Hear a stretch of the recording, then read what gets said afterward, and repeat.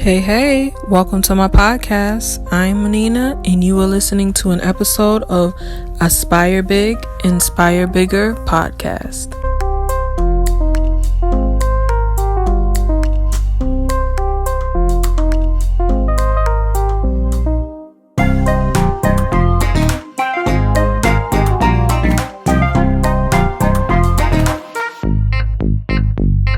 Hey guys, welcome back to Aspire Big, Inspire Bigger podcast. Today I have Jay. He is the founder and co-founder of Smarter Foundation, free agent group, and something new that he is working on called Growing Solutions. He's going to speak to us more about that. Jay, thank you for coming to the podcast.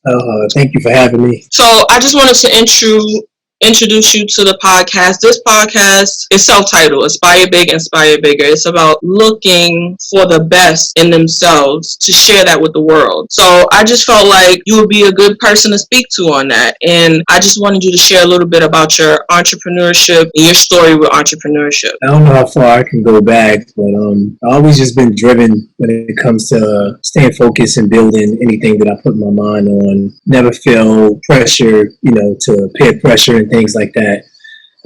But I would say things started picking up for me once I left New York City, and I love my city. I love where I'm born in Brooklyn and growing up. Things that I learned honed my mindset to where I'm at today. But the opportunities really started coming in once I left New York City. So I guess to go back, Brooklyn, my father, named Mark Sally, he was a businessman. He was really focused, militant, and we had an incident with him and my brother, who was older than me, where we was just going back and forth. And my father didn't like the way I took his side. Just to give you a short story, he took his side. My brother tricked me with a trick to get my allowance. My father used to give us allowance, and my brother tricked me. And being that it was unfair, I didn't want to give him the money. Not thinking my father would say, "Hey, that's unfair, give the money back." My father actually took my brother's side and made me give him my week allowance.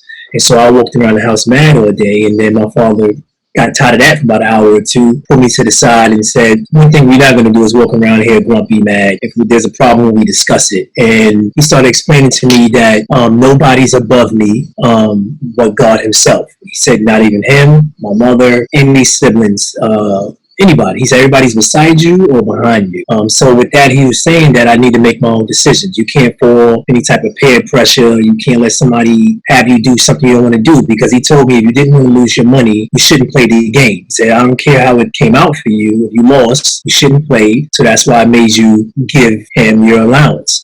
But from that point on, of course, I never gambled again on something I knew I couldn't win, unless I really knew every strategy and every move. But from that point on, I just never feel pressured or anything, because my father was the person I looked up to. He always said focus on the things you can control. And when people try to get me to do stuff, everybody has it's to each his own. You want to smoke, drink, party, however you decide to live your life. It always been do what's best for you, and I'm gonna do what's best for me. Don't try to convince me to do something I don't want to do, because I'm not going to convince you. And so I always been that way. Wherever I studied, wherever business I went in, people could say, "Oh, that's not going to work. This and that." It didn't matter to me. I take your input, but I always just stay focused on my goals and just focus on getting that to the point where I feel it's comfortable. So I guess my entrepreneurship comes from there first, my upbringing, my personal development. And personal development is very important for people like us that come from certain type of cities that don't have much to offer. Me, I thought personal development was great when I was in my 20s, but it wasn't so much. I did learn a lot from the people I was around. My cousin Cal, he was signed to Rockefeller, Get Low. I ended up being with Murder Inc., but that's a whole nother chapter. But I was doing music. I had the opportunity to be around Swiss Beats and Jay and Dame and LL, a lot of different artists and producers and such, and I took a lot of information from them. Swiss Beats was one of the most smartest individuals I have met at that time. The man owned all kind of stuff. He invested in all kind of ventures, and looking at him and him telling me that my circle wasn't strong enough, and that's the reason why I was failing. He said you got to have a strong circle, so I tried to work on that. A lot of different advice that came my way. Like I said, I was an artist, and I didn't feel I was gonna reach the type of success that I wanted unless I started putting myself more in a business position. So I took myself back to school, Took a lot of technology courses, forensic programming, things like that, .NET programming, Microsoft classes, and that's how my destiny changed. I ended up stopped doing entertainment and I went towards technology. And once I got to Austin, I went through a struggle. I can tell you that. My destiny changed from that point on. You want me to continue on and tell you that struggle? Yes, tell the struggle, because there are people who are literally, maybe they're in the place, like all of the things that you talked about so far, there's a lesson, right? Like at the start where you were gambling with your brother and you gambled your allowance and your dad was like, hey, listen, this is how it works in the world, buddy. Give him the money. You messed up. Now you know better. Go from here. And that reminded me of, in the Bible, Esau and Jacob. They were brothers. They were twins, and Jacob tricked Esau into his birthright. You know, he found a way, he tricked him, and Esau was so mad he would have killed his brother. His brother had to run away. But to me, in this story, was you were Esau, right?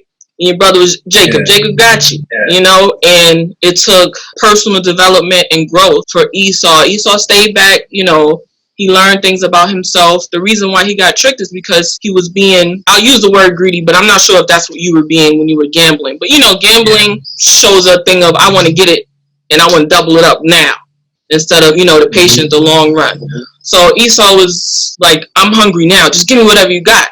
You know, and Jacob was like, all right, but if I give it to you, you owe me something, you know? And he didn't take it serious until it was serious. So he had to give it up. So the personal development came with time, learning himself, learning that patience and endurance is the best policy. And you learn that, Esau learned that when Jacob came back to the home and Esau, you know, welcomed him with open arms. He grew up, he realized, hey, I messed myself over too. It's okay, I forgive you, brother. So you have that lesson because you have a desire for success, which is okay. So there's some people who have a desire for success, but they have to know that to get there, you can't just skip things. You can't run the race quickly. You have to learn those lessons. You have to put things in place. So yes, when you get to your opportunity, it doesn't mean things are going to turn over easy. So yeah, share that part, the part that's tough, because they need to know how to handle the hard spots, you know? Just to go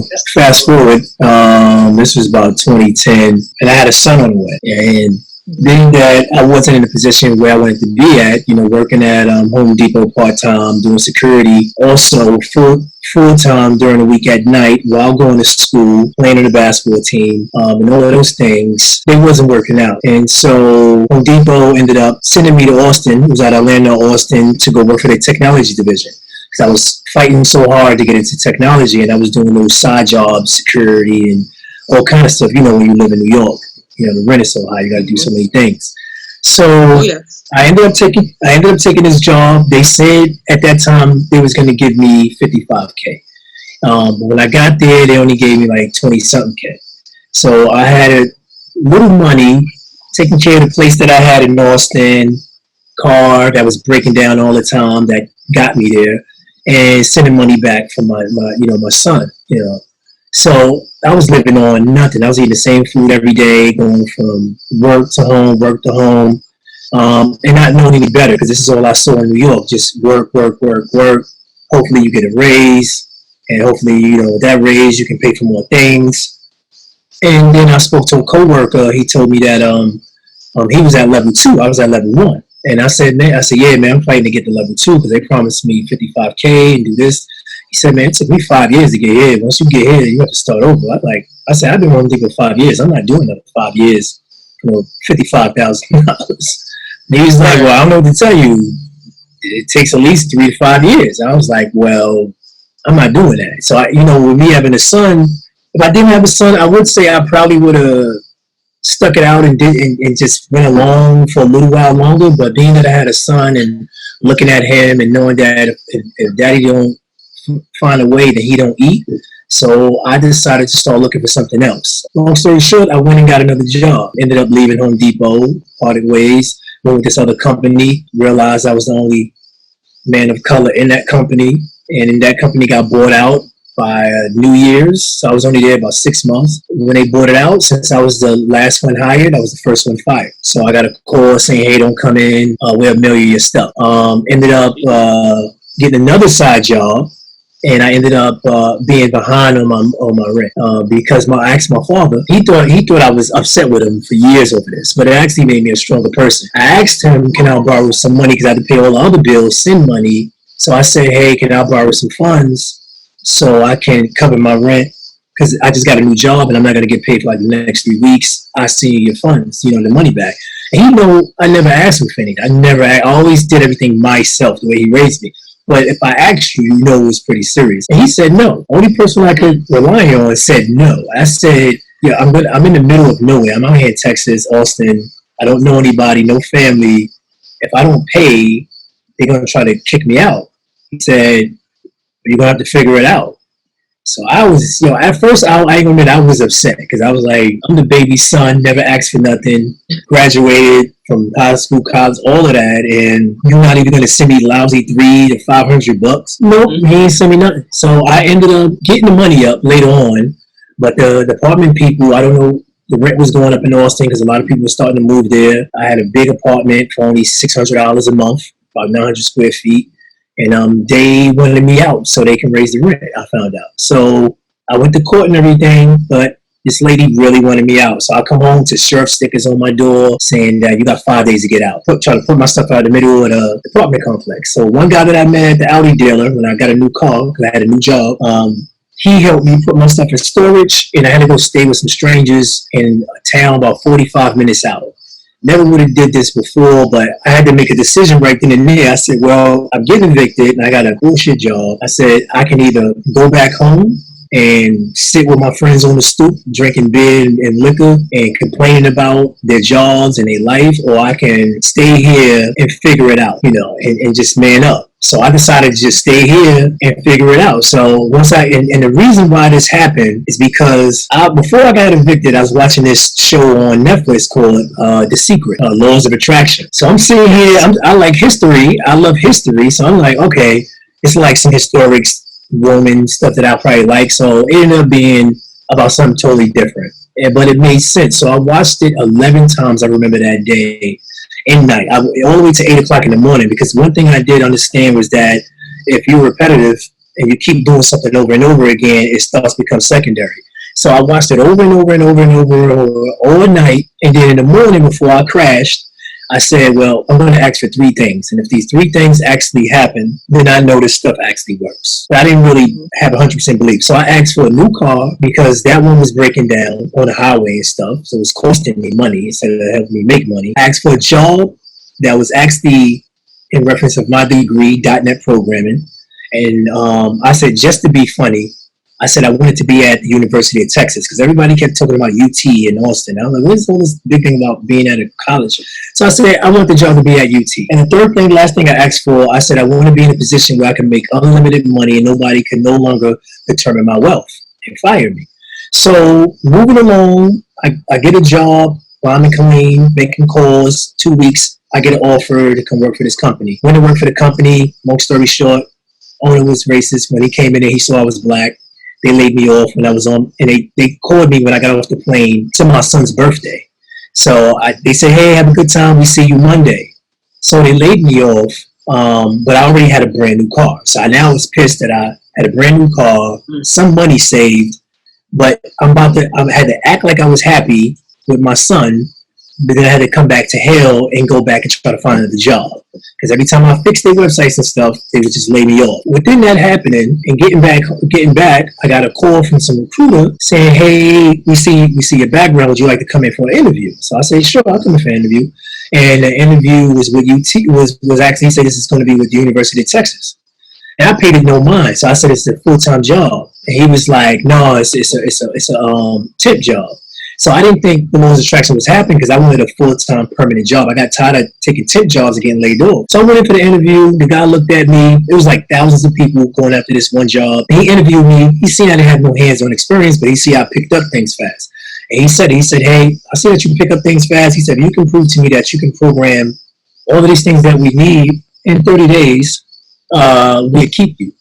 So I bust my ass reading all of the books, learning everything I needed to learn, and I started programming all of their little applications within 30 days. Still not knowing laws of attraction is working. I had a new car, not paying attention, brand new Audi S6, and I got a job at UT And my pay grade went from 28,000, and UT was paying me 74,000. And that just happened all within a year. So I'm like, wow, I'm thinking that's a lot of money until the future comes.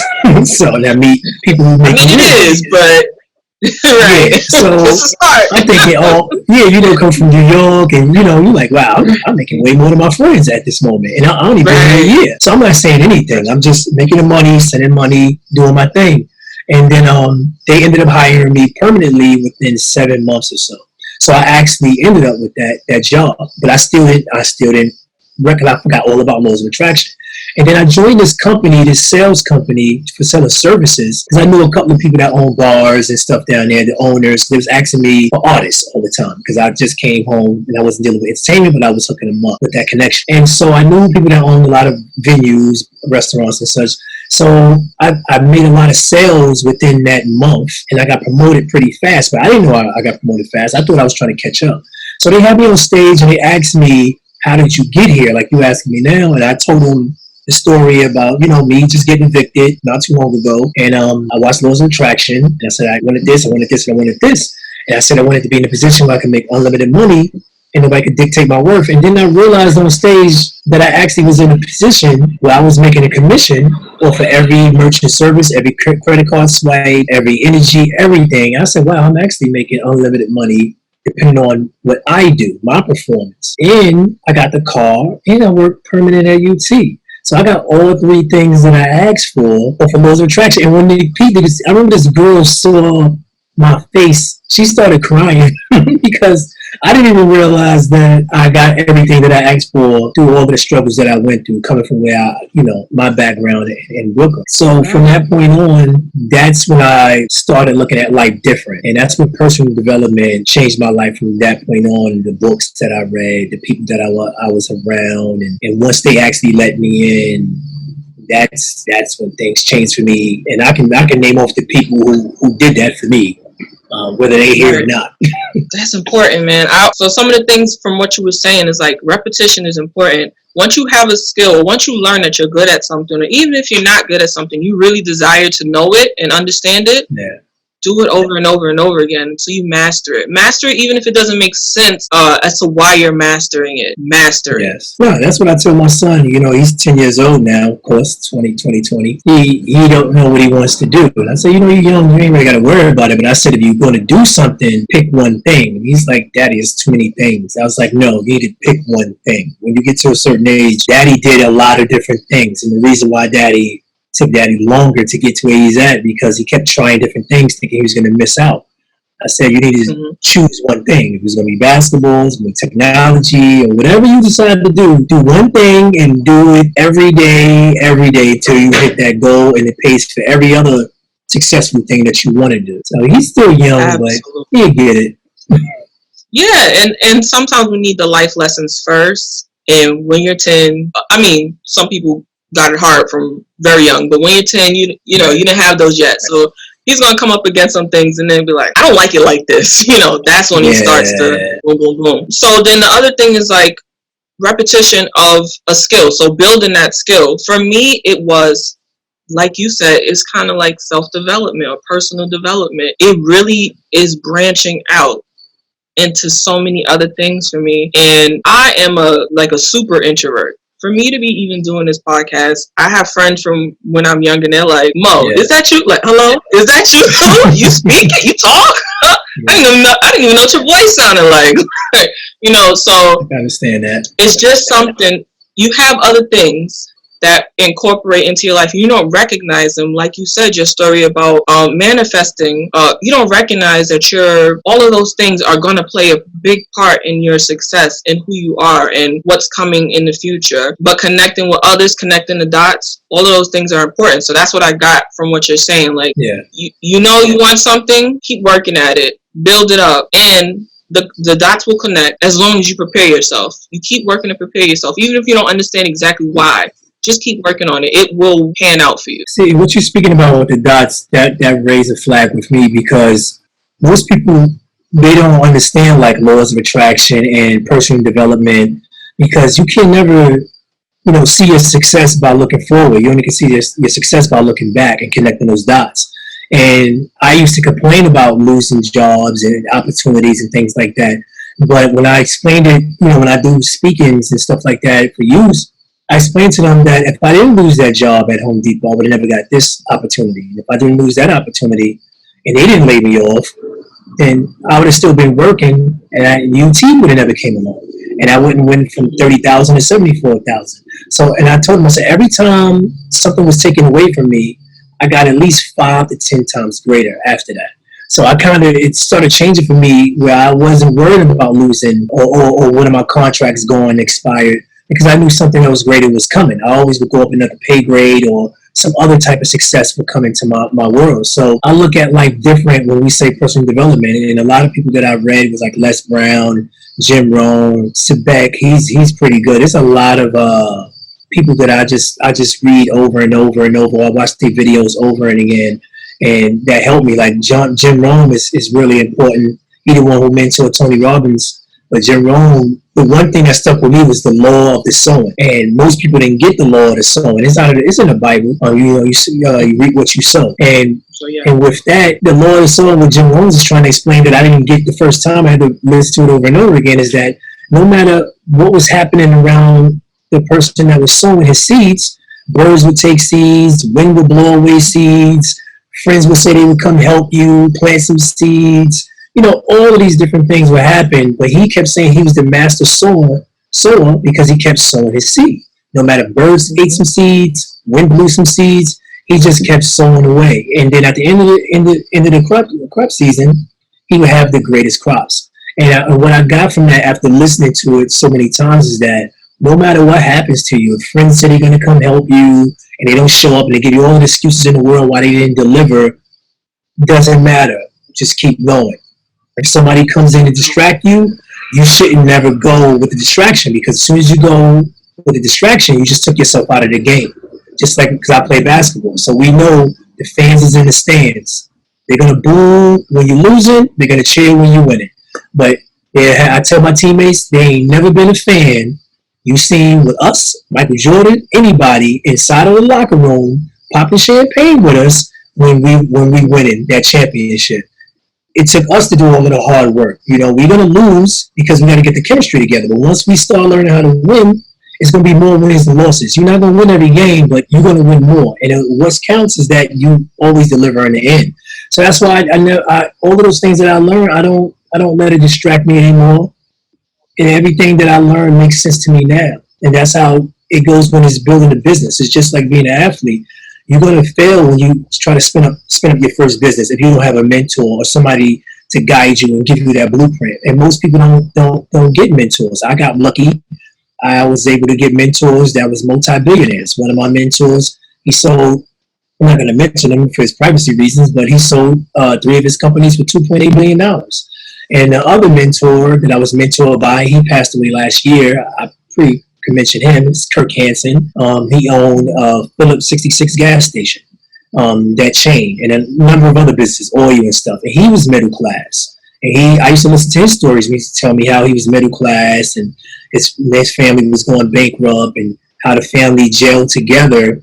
And all of those tough times, they ended up becoming one of the successful families today. He was worth $17.8 billion the last time he mentioned that. And that's coming from middle class. So, and you would never know. He's looked like a regular guy walking down the street. But these guys, they were humble and they were open to teach people like myself because they said I was very persistent, and it reminded them of them.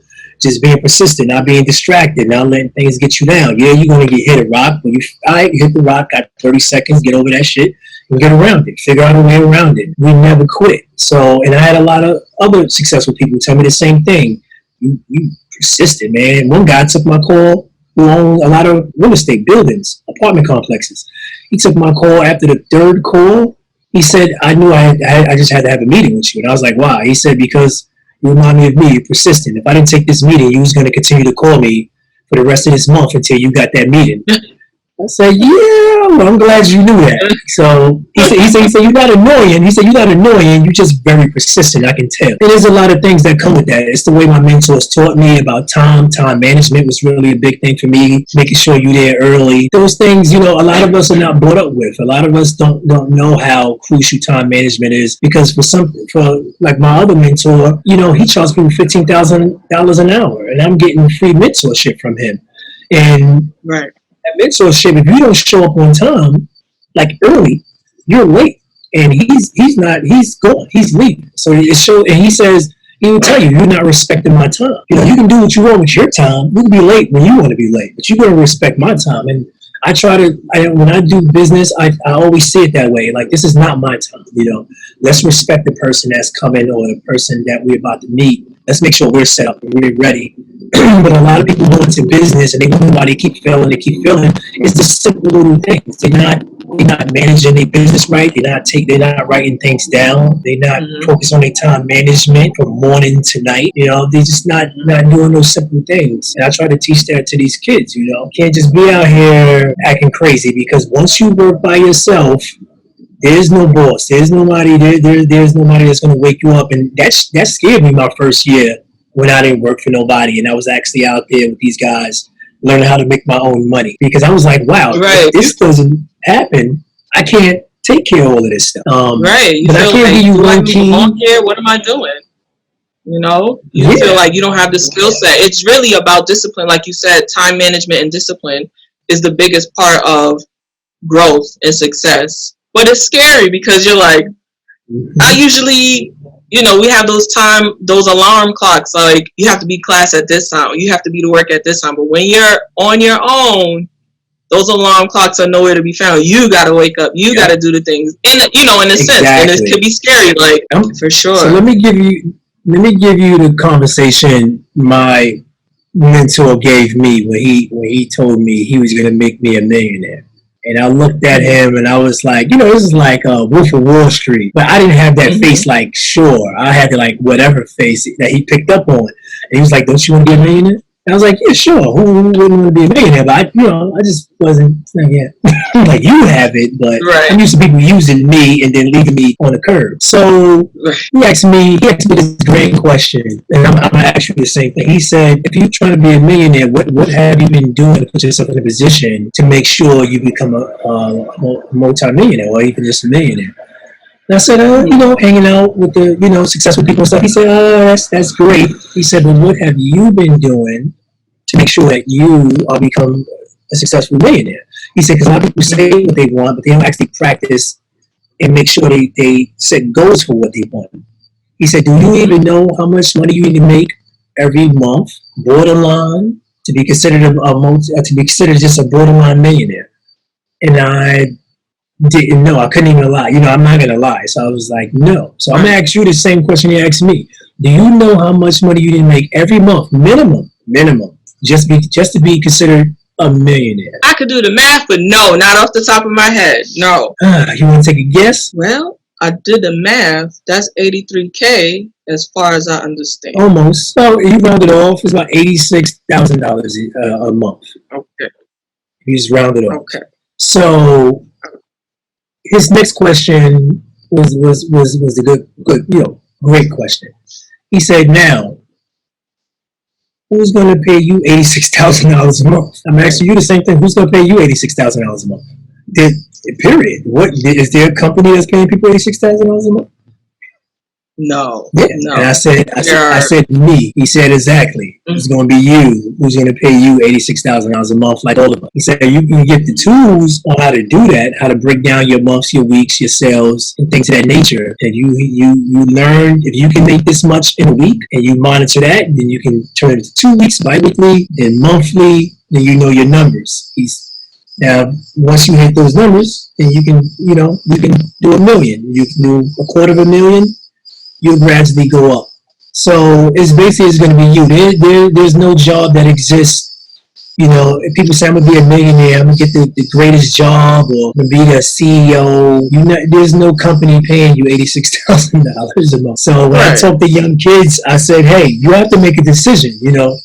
if you want to be a millionaire, you gotta understand if you wasting your time working for somebody. You know, you can do it for a little while to get that perspective of what it is to work in every department or every floor so you know your company. But you have to figure out what you're going to do that's going to generate that type of capital. And the other, in days, like weeks later, my mentor told me something because we was doing business, of course, doing sales. And I was thinking about spinning up a different business or something like that. He asked me, he said, yeah, it sounds great, but he said, do you have to be there?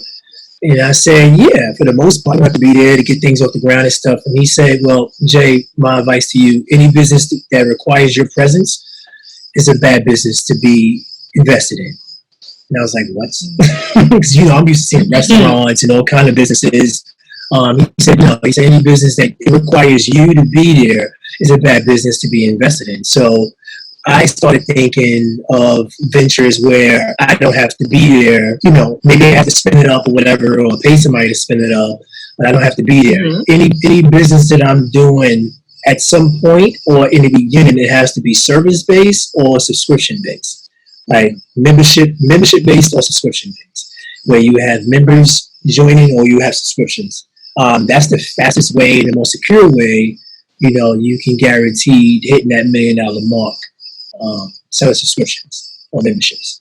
So I try to tell people, if you're trying to get in this space and you want that to turn to residual money, and it's like I said, real estate, all those things is great, but when we say real estate, you're as good as your next sale, because that means you're always going to have to sell. You're never going to get to retire, because that money is going to go away at some point. Unless you're a broker and you own a company or something like that. But you want to be in a position where you have a company that's generating capital like Amazon. There's membership fees, there's product being sold on a daily. Those type of businesses is what's going to put you in that position to be successful. But that don't have to be your road. That's just my advice. There's many other ways you can do that. And that's helpful too, because what I was going to ask you are 2 to 3 tips or skills needed to handle wealth and entrepreneurship, and that is the top skill. Know what it is, know the amount, know how to break it down, and know how to apply it to whatever it is that you are good at, basically. You know, it can all start with your talents, but it has to turn into a business, literally. So you have to know how to add up. So that's a good, like, top tip right there. Yeah, you can set a goal, because, like, my goal was just to make 5 figures a month. And then when you start making $15,000, $20,000 a month, you want to set that goal. That's what I'm saying. If you work in a job where you're being paid a constant, you know, figure every month, you're not going to hit that goal. But if you are in a space where maybe you're getting base pay and you still get commission, but you want to be where you can determine your wealth. So if you say, okay, my team did this much in sales this month, $2,000. Do I add on more hours to the team, or do we add more people, teach them how to do what we're doing? And let that continue to grow, and you get your kickback from that. You can do that. Like I said, there's many formulas and many ways to do it, but the goal is to actually set the goal. Say, okay, I want to make $10,000 a month.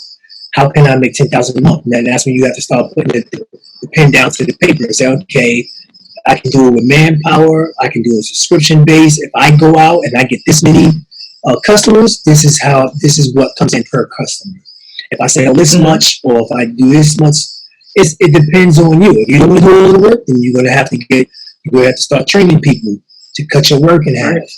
So you have 24 hours in a day, but if you got a number of people, you only have to work 2 to 4 hours of those hours, because they're working out the 24 hours. Now, if somebody is beginning and they are really committed to their first goal is $1 million, right? And for their business, right? $1 million, and they want to build a team. Do you have any tips for how you build a good team, a good core team? Yeah, that's a tough one. Because I've worked with a number of different teams. The only thing that sets me apart is that I'm good at personalities, knowing different type of personalities, amiable, analytical, driven, expressionate. You know, who's the salesman in the room? You know, who's the analytical person in the room? Who's the team player, and who's the driver? Who's the person who's just going to drive this team? And so you got to know their weaknesses and their strengths, and you want to put them in positions where they can soar. And that comes with being an executive, being able to put all of these puzzles, all these pieces of the puzzle, and put them in the right places where they'd be great at. They may have taken a major in this area, but are they great at it? Are they better than the person next to them? But when you put them over here, they're more of a team player. People like their rapport and how they communicate with them. So you may say, hey, I know you in sales, but you seem to be better with project management. The team does better when you're over there helping them out, when you decide to help them out. Building the right team is just knowing the parts that you need first, where you have to recognize your weaknesses, because it doesn't mean you're going to fail. You just have to know where you're weak at so you can fill that gap. Like, I know where I'm weak at. I'm driven, I'm analytical. But I'm not the expression. I'm not the life of the party. I don't get the people to crowd up. People come to me when they want the information. I'm a team player, but I'm also driven, because and that goes with your personality. If the ship is sinking, are you gonna get with your team and go down with the ship, or are you gonna get a hammer and nail by yourself and start trying to fix this goddamn ship, and hopefully they'll fall in line? And I am the hammer and nail guy. I am not gonna say, okay, they crying and the ship's going, let's just all go down together. Hell no. That's not my personality. Yeah, I'm just going to get quiet. You have to get to that corner, close it up. I'm not. Y'all can die if y'all want to. Jump if y'all want to. I'm closing this hole up. That's what makes a leader. Knowing your strengths and knowing your weaknesses. And I try to tell that to a lot of people. Like, I had people get mad at me because they're more expression and more life in the party, and they have a little bit of drive, but they just not into the books and all of that. They hoping everything else will work out. And sometimes you get lucky, and people like that get lucky when they put the analytical people in the room with that person to keep you from doing the stupid shit you shouldn't be doing. Excuse my language. So right. So I would say to build a team, definitely figure out what your weaknesses are, what your business needs, whether it's services or something permanent. Because if you can service something out, like you just need some artwork done now, know what that is, get that serviced out. If you need somebody there 24/7 who control operations and things like that, then find the right person for operations. Don't just get your best friend because y'all best friends. Get the person that actually can do the job. I did that before. That's just a waste of time. I'm gonna tell you, you're gonna waste a year or two until it falls apart. So, figure out what you need. Yep, you may lose a friend. Figure out what you need and just fill in that gap, and just track your business. See how you progress in it, because you don't know if you do well if you're not tracking it. If you're not making sales, you have to figure out where you have an elite in the business at. And that's one of my mentors' teachings as well. I can't give you the keys to this whole building. He said, would you be able to control the business? And I was like, yeah. He said, yeah. But he said, if this whole building is on, he said, you got a little fire over here, you can put it out, right? I said, yeah. You got a little fire over here, you can put it out, right? I said, yeah. He said, what's the whole building? I said, I probably won't know how to put it out. He said, because you're not used to running the whole entire business. He said, so build it. He said, take on small little things here and start small with your business, learn the ropes, and then as things continue to grow, you'll know how to handle things as things continue to grow, because you grew with the business. Unless somebody's going to hold your hand. That's the only other way. Right. So in that, for me, listening to the information that you're given, which is very helpful for me personally first, and I'm sure it's going to be helpful for everybody who actually is listening and honing in on this lifestyle, and this is part of their goals of their life, and for their for generations after them and their family. For me, all of the information that you're saying, it really does start with self-development, personal development, because you don't realize what your weaknesses are until you really just look within and say, okay, this is who I am, and there's nothing wrong with having a weakness.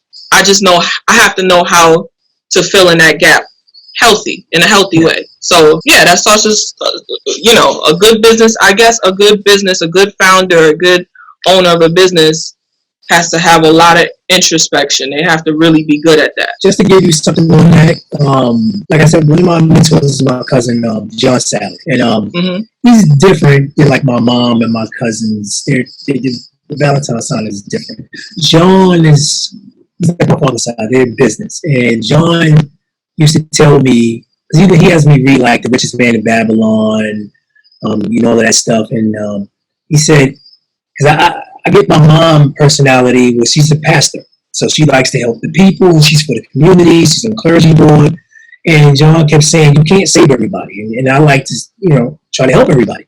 He said, man, you're going to continue to go down with your team because you can't save everybody. He said, if you're not strong and you're not controlling your wealth, how can you help everybody else?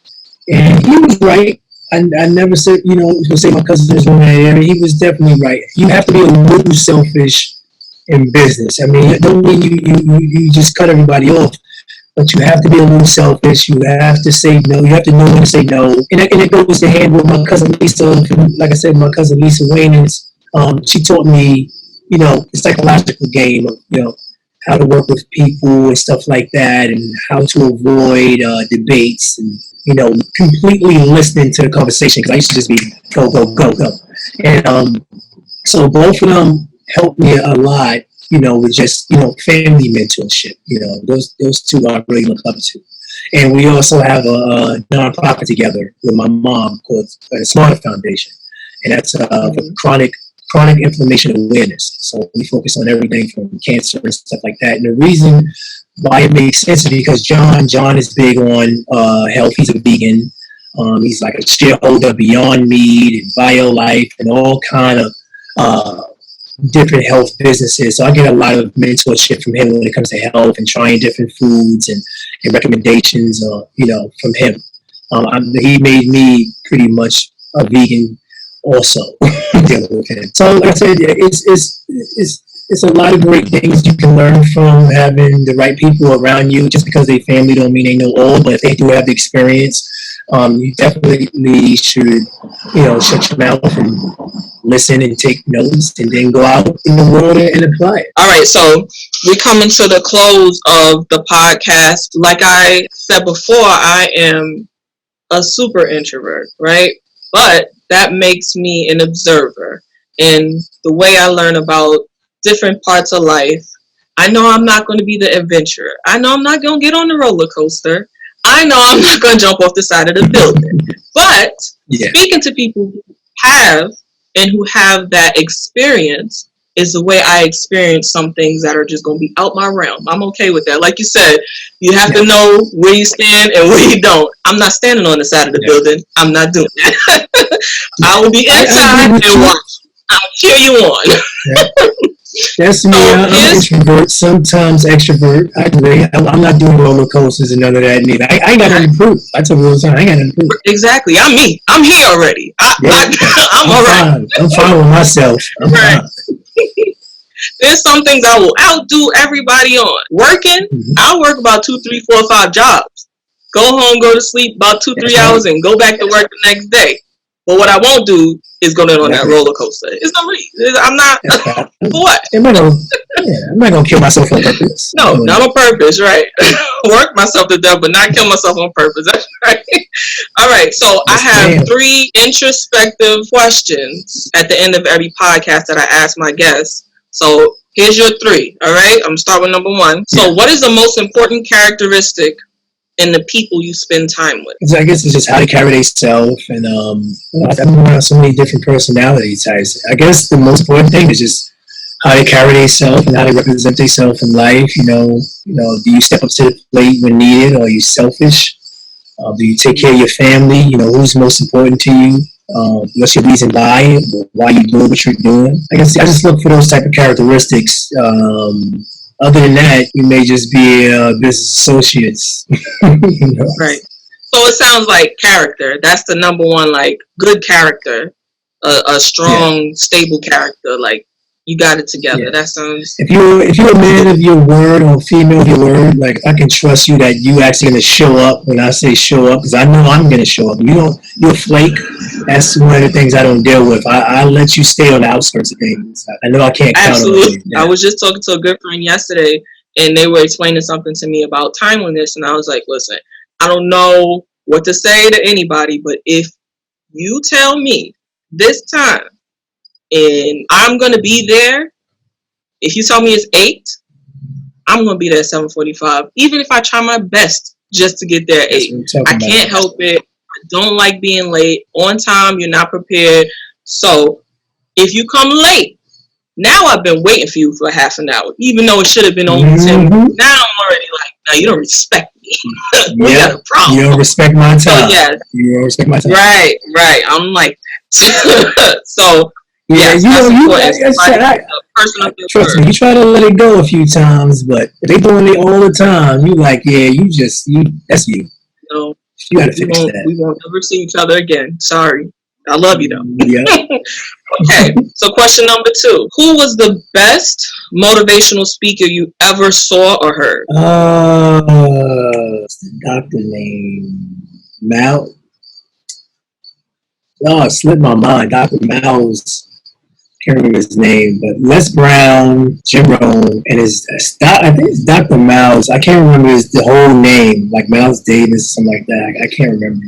Mm-hmm. But he's West Indian. He's from I think Barbados. So. But he died in a plane crash not too long ago. But he tell you how it is. That's why I like him, because he was straightforward. He stood his ground. And what he said makes sense. Good. I'm really starting to like Eric Thomas a lot too. Les Brown is good. I like E.T. Yeah. E.T. just yells too much. He yells, but I like it. You know, I'm not a yeller. So when you yell, I can hear you too. It's okay. Yeah. As much as you want to breathe. That's his line.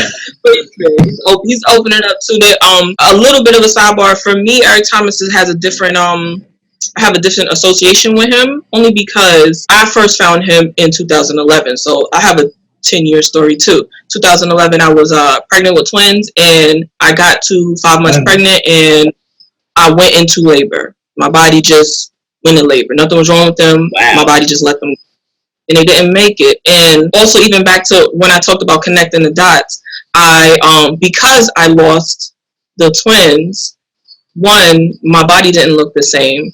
And it was a constant reminder of, you were supposed to be a mom. So I started mixed martial arts, right? And, but I was working on healing. So my mind wasn't, if I wasn't doing something, if I wasn't occupied, I was thinking about the hospital room. And I was, it was PTSD. So I would wake up early in the morning, because sleep definitely failed me. When I'm stressed out, I don't sleep well. So I wake up early in the morning and I would turn Eric Thomas on. I would turn him on and I would listen to certain things over and over again. So that's why he holds a little bit of a different. But I'm really, and even now, 10 years later, listening to the more new talks that he has, he's developing into like as I develop, his talks are just applying to my life that's over the past. So I like Eric Thomas a lot. And that is even why I started the YouTube channel that I have, because this podcast goes on my YouTube channel. And that's why I started it, because I wanted to tell the story of my loss, because a lot of women do not speak about their losses. A lot of the replies I got, or from women, literally from women, they thought they were comforting me. It was like, it's okay, you're young, you'll have kids again. Like, okay, but I was pregnant with them, and they mattered to me. And they have, when you have children, whether you expected them or not, they have a promise. They still do. Yeah. So, I had 2 miscarriages. I know. Right. So when you look, you're like, wow. Yeah, it's no joke. It's no joke. It's like, and a lot of women don't talk about it also. So you don't realize that, yes, there are women who have losses that are in the first few weeks. And that's an at-home thing. You're like, you knew you were pregnant, but once you get past a certain point, you have to give birth to these children. Literally give birth. So that's a whole different trauma too, so that's why I say, that's why I started the YouTube channel, because I wanted to be able to share inspiration. That's why I started my business, and I called it Aspire Big, Inspire Bigger, because there are other young women who are going through things and who tell themselves things about their worth that are just incorrect at this point. and they need to see and hear inspiration so that they can go for more in their life. You know, the more you share your testimony, your story, the better it is for the person coming and hearing it. That's true. All of that turned into the motivational speaker for me. For me, the Eric Thomas, but I like Les Brown. Les Brown is good too. I haven't listened to Jim Rohn. I have to go back to Jim Rohn too. Jim Rohn is like he's Jim Rohn is the one who always for Les Brown, all of them. Like all of he's like I wouldn't listen to him for years because but because I didn't want to be listen to those motivational tapes and stuff because he's old school. But he passed away, but he's the one who made a lot of motivation speakers. People was paying him to come give advice. And he's like one of the pioneers of motivational speaking. So. Well, I like that. I'm a founder. All right. So the third one, how do you engage with the world?